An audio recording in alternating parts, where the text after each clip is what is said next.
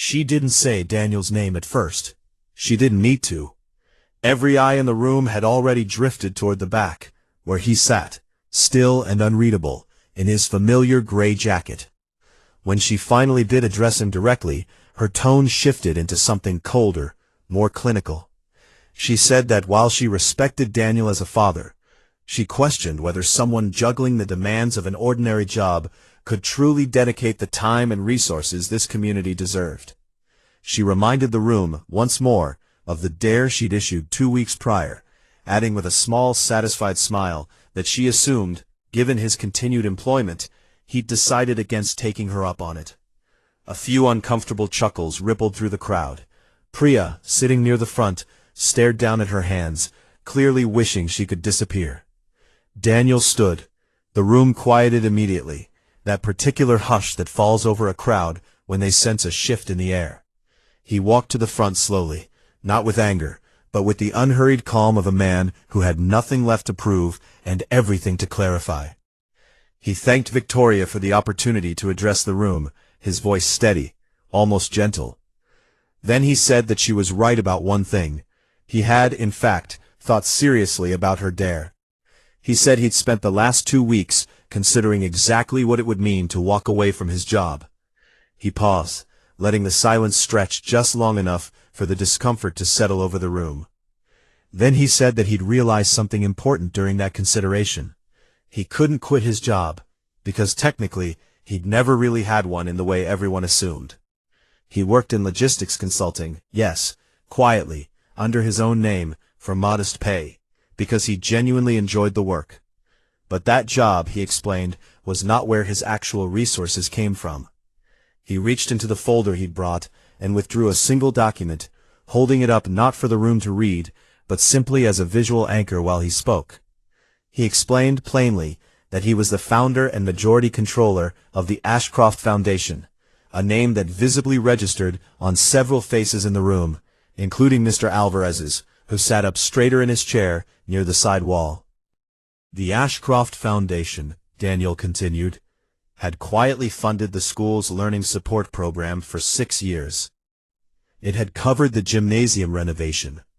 It had anonymously paid outstanding lunch balances for 11 families over the past 2 years, including, he mentioned without malice, 2 families currently on the very board considering his removal. It had, in fact, provided nearly 40% of the supplemental funding that made programs like the one Ethan attended possible at all.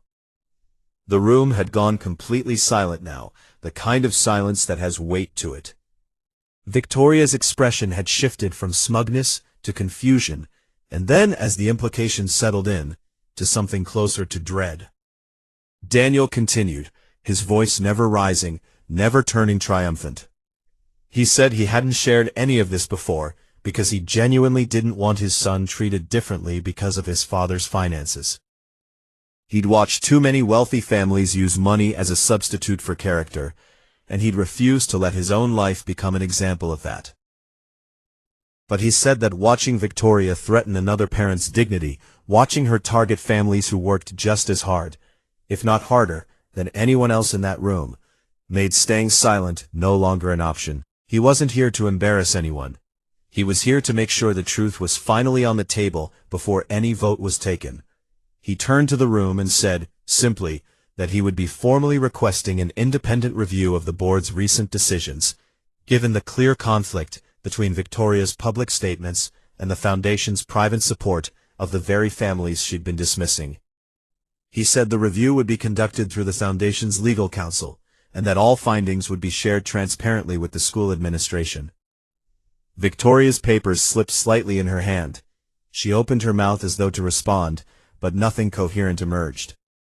The allies who had laughed along with her jokes 2 weeks earlier now sat frozen, suddenly recalculating every interaction they'd ever had with the man in the gray jacket.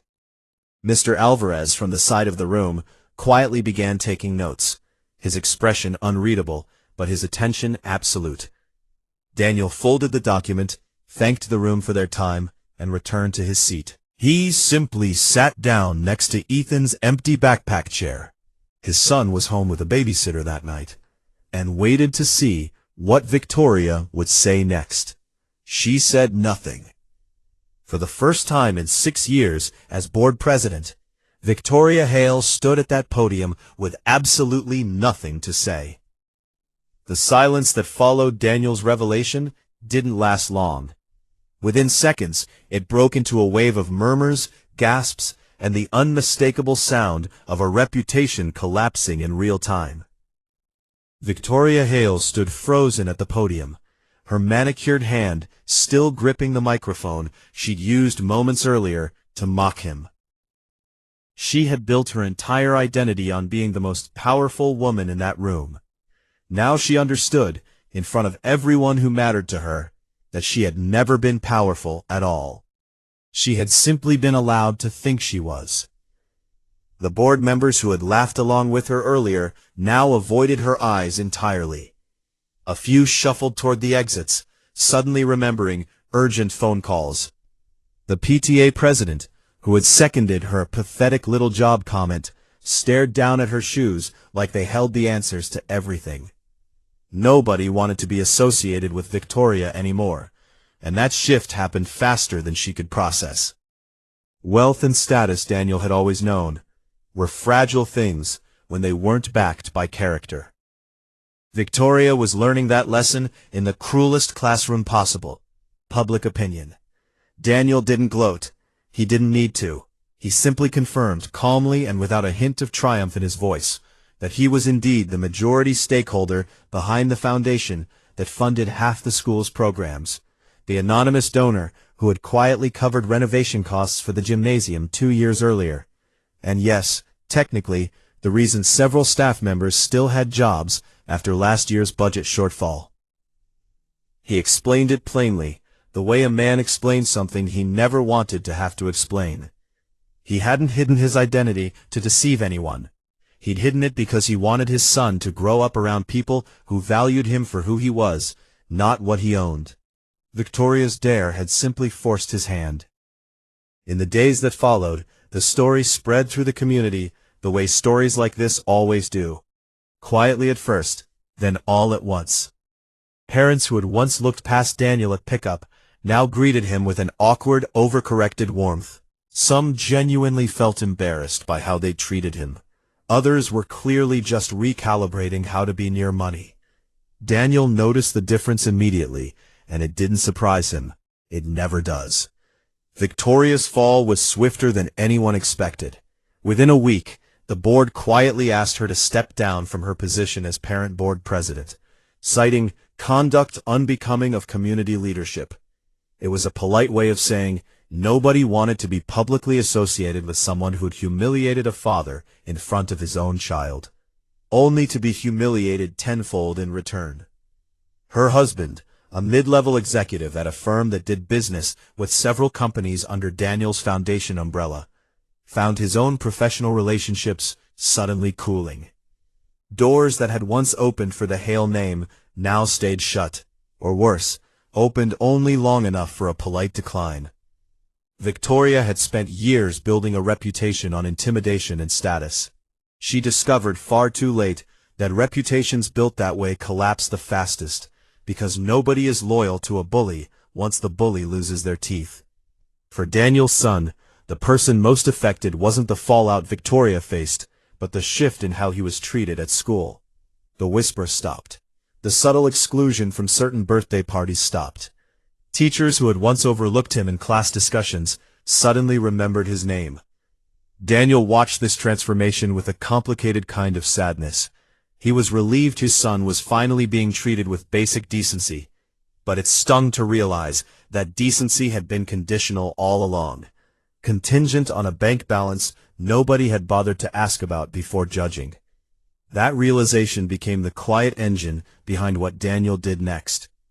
Instead of simply enjoying his newly restored social standing, he used the moment to make a change that mattered. He established a formal scholarship and mentorship program through the school, one explicitly designed to support single parents, working families, and kids who didn't come from money. He made sure it was structured so that need was assessed privately, discreetly, without the kind of public spectacle that had defined his own reveal. Nobody's dignity would be traded for access to opportunity, not on his watch. The program launched quietly, without press releases or fanfare, in the same way Daniel had lived his life for years.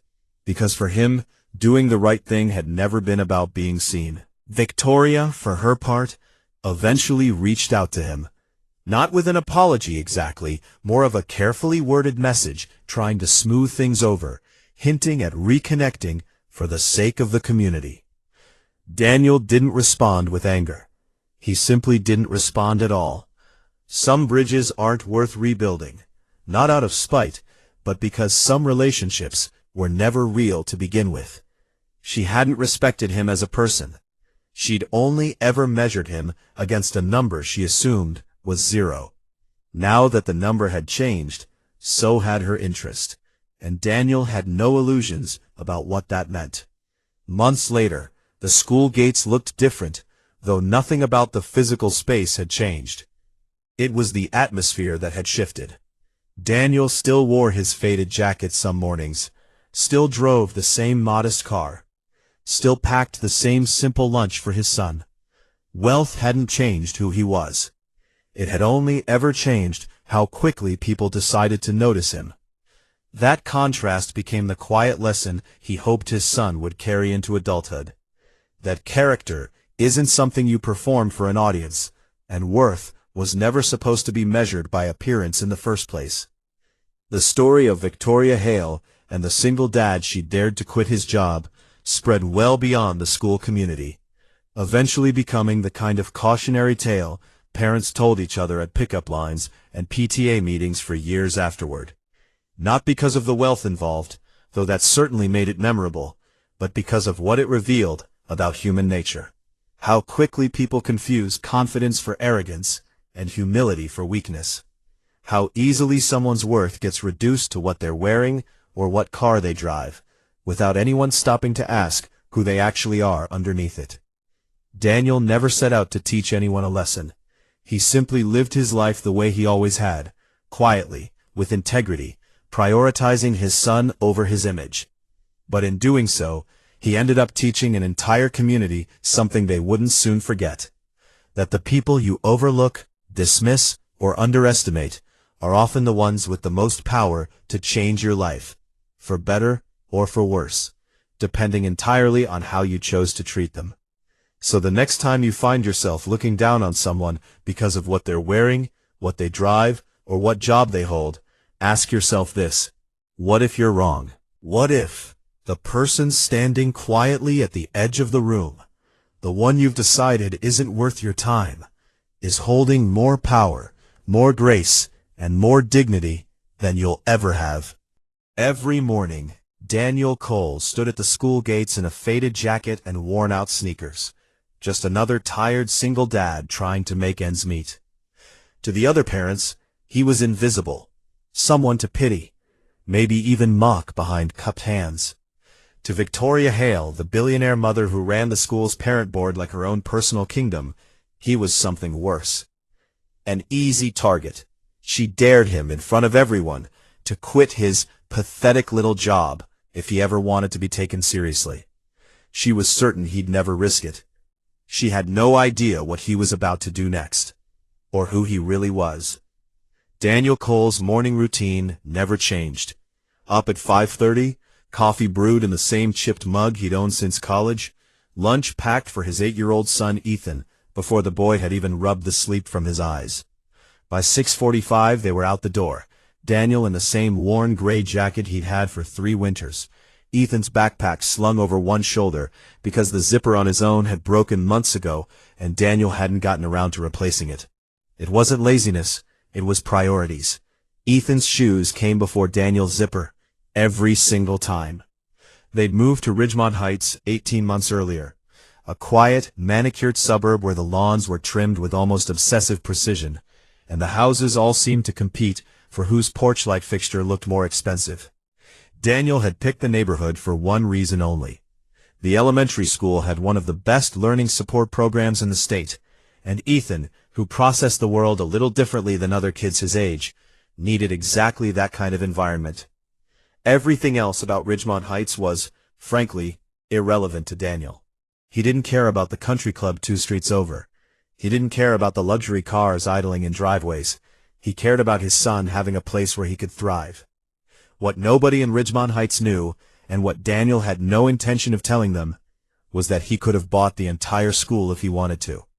Not metaphorically. Daniel Cole had built and sold 2 logistics companies before he turned 35, and the resulting fortune had quietly ballooned through investments he managed under a holding company most people had never heard of and wouldn't have recognized even if they had. He lived modestly not because he had to, but because he'd watched wealth destroy people he loved growing up, and he refused to let it warp his son's understanding of what actually mattered. Ethan didn't know his father was worth more than most of the town combined. Daniel intended to keep it that way for as long as possible. Victoria Hale ran the parent board at Ridgemont Elementary the way some people run empires, through charm when it served her, and through humiliation when it didn't. She was the wife of the regional bank executive, the kind of woman who mentioned her Aspen vacation home within the first 4 minutes of any conversation, whether it was relevant or not. She had chaired the board for 6 years and treated the position as though it came with a crown. Parents who donated generously to the school's fundraisers were welcomed into her orbit. Parents who couldn't, or who simply didn't broadcast their contributions, were treated with a thinly veiled condescension that everyone noticed, but nobody dared call out. From the very first week, Victoria had decided what kind of parent Daniel was. She saw the faded jacket. She saw him show up to pickup in a modest sedan, instead of the SUVs and luxury crossovers that lined the curb. She saw him quietly decline the $500-a-plate gala fundraiser invitation, not because he couldn't afford it, but because the whole premise of parents performing generosity for social credit made his skin crawl. Victoria interpreted his restraint as poverty, and poverty, in her mind, meant irrelevance. She began referring to him, just loud enough for others to hear, as the single dad who probably can't even afford the field trip fees. It wasn't true. Daniel had quietly covered field trip costs for 4 other families that year, anonymously, through the school office. Victoria never found out. She never asked. The tension simmered for months in small, needling ways, a comment here, an eye roll there, an exclusion from the parent group chat that Daniel noticed, but never mentioned. He'd built his life around not needing anyone's approval, and he genuinely didn't need Victoria's. But there was something about the way she treated him in front of Ethan, the subtle superiority in her voice when she addressed him at pickup, that grated on him more than he let on. He wasn't angry for himself. He was angry on his son's behalf, watching Ethan absorb, even quietly, the way certain kids were treated as more important than others, based entirely on what their parents drove. It was on a warm Tuesday afternoon, during a PTA meeting that had nothing to do with him at all, that Victoria finally crossed the line that would change everything. And Daniel, for the first time in 18 months, decided he wasn't going to stay quiet anymore. The meeting had been called to discuss the school's spring fundraiser, a modest bake sale and carnival that in previous years had raised a few $1,000s for classroom supplies. Victoria, predictably, wanted to turn it into something bigger, a black-tie gala with a silent auction, catered hors d'oeuvres, and a minimum suggested donation that effectively priced out half the families in the district. She stood at the front of the community room, clicking through a slideshow she'd clearly spent hours preparing, describing the event with the breathless enthusiasm of someone pitching a corporate merger rather than a school fundraiser for 8-year-olds. Daniel sat near the back, arms crossed, saying nothing. He'd learned that silence was usually the wiser choice in rooms like this. But when Victoria opened the floor for questions, a young mother near the front, a woman named Priya who worked 2 jobs to support her 3 kids, gently raised a concern. She asked, politely, if there could be a lower-cost alternative alongside the gala, something families who couldn't afford $300 tickets could still participate in without feeling excluded. Victoria's response was immediate, and it was cruel in the specific way that only practiced condescension can be. She smiled, the kind of smile that doesn't reach the eyes, and said that perhaps events like this simply weren't designed for every family, and that maybe some parents needed to consider whether an elite school like Ridgemont was truly the right fit for their circumstances. The room went uncomfortably silent. Priya's face reddened, and she said nothing further, sinking back into her seat. That was the moment Daniel decided to speak. He stood, calm but firm, and said that the school existed to serve every family that walked through its doors, not just the ones who could write the biggest checks, and that maybe the fundraiser should be about the kids, not about who could out-donate whom. It wasn't an aggressive statement. It was measured, reasonable, the kind of thing any decent parent might say. But Victoria, unaccustomed to being challenged in a room she considered hers, turned the full weight of her irritation onto him.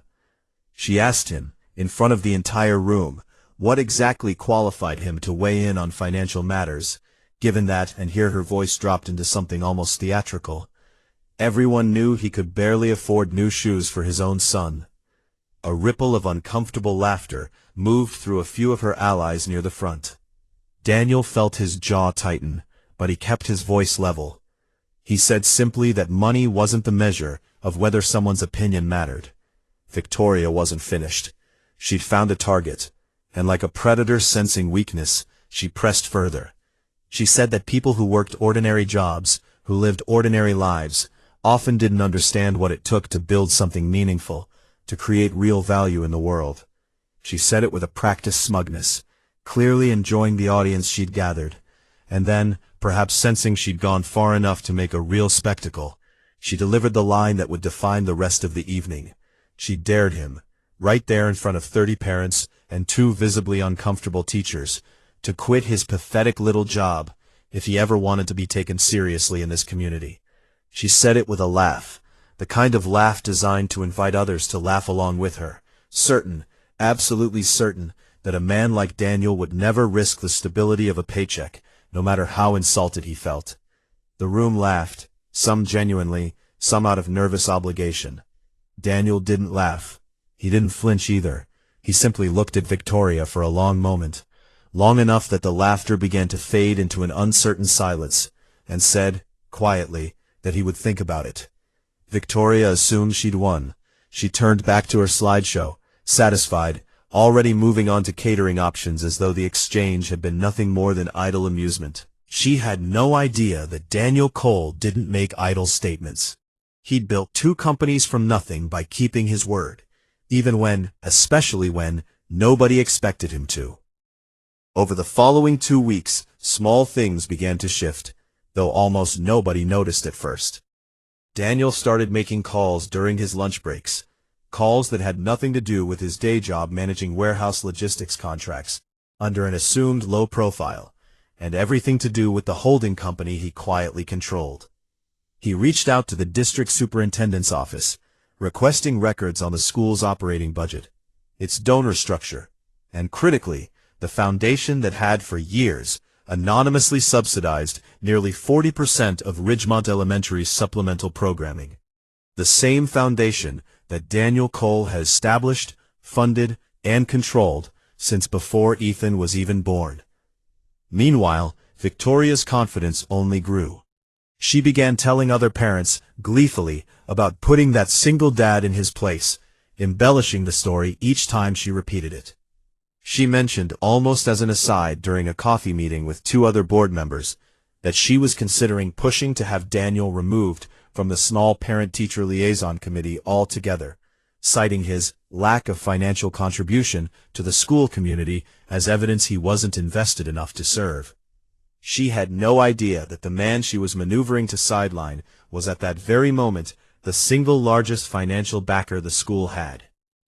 The following Friday, Daniel received a call from the school's principal, a soft-spoken man named Mr. Alvarez, who had always treated Daniel with quiet respect, regardless of what car he drove. Mr. Alvarez explained, somewhat awkwardly, that Victoria had formally submitted a motion for the upcoming board meeting to reconsider Daniel's role on the liaison committee, citing community fit concerns. Daniel listened calmly, thanked him for the heads-up, and told him not to worry. He said there'd be a resolution soon, one way or another. Mr. Alvarez, sensing something in Daniel's tone he couldn't quite place, simply agreed.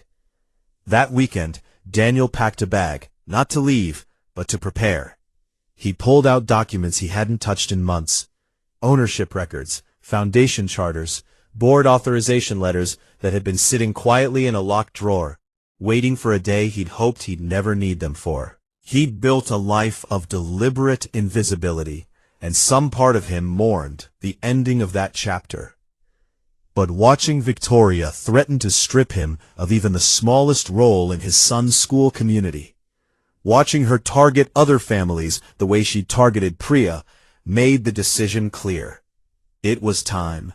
The next board meeting was scheduled for the following Thursday evening, in the same community room where Victoria had issued her dare 2 weeks earlier. Word had spread that Daniel's committee position was on the agenda, and curious parents packed the room, eager to see how the confrontation would play out. Victoria arrived early, radiant with confidence, greeting her allies with the easy warmth of someone who'd already declared herself the winner of a fight that hadn't even started. She had no idea that Daniel Cole wasn't coming to defend his position on a liaison committee. He was coming to reveal exactly who had been paying for the very room they were sitting in. The community room buzzed with the particular energy of a crowd that sensed something was about to happen, even if they couldn't name what. Victoria stood at the podium, papers in hand, ready to formally present her motion. She wore a deep burgundy blazer, the kind that photographed well, and she'd clearly rehearsed her opening remarks, because they came out smooth and rehearsed, dripping with false concern for the integrity and cohesion of our parent community. She began by praising the board's commitment to excellence, then pivoted, almost gently, into her real point, that certain committee positions required a level of investment and engagement that not every parent could reasonably provide, and that reassigning those roles wasn't about exclusion, but about ensuring the school's leadership reflected genuine commitment.